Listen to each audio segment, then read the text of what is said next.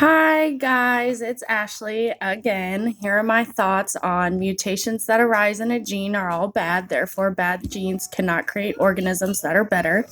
I was actually excited about talking about this one because I carry a gene that is a mutation that has a mutation. It's called the Fragile X gene.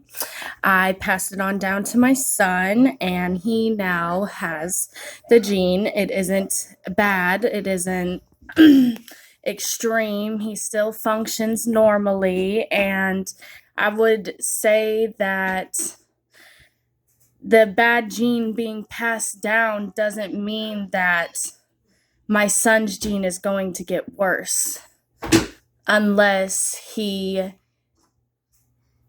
has a child that inherits two copies of the Fragile X gene. That is when I think mutated genes become more complicated, is when there is more than one copy of the same gene. That's when it starts to become very serious.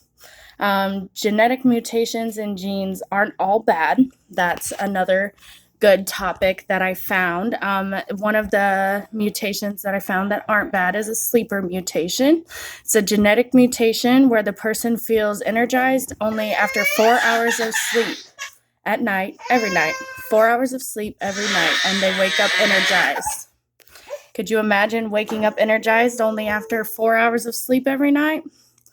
And another mutated gene that we also talked about in the course is the sickle cell gene. Carriers for the sickle cell disease are more protected against malaria than those who are not, which is a good thing in a way because they are more protected against malaria, but they still carry the genes. So there is a downfall, but it's not all completely bad.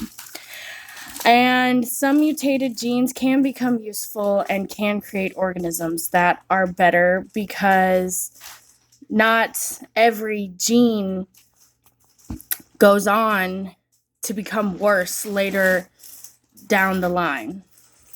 Thanks, guys.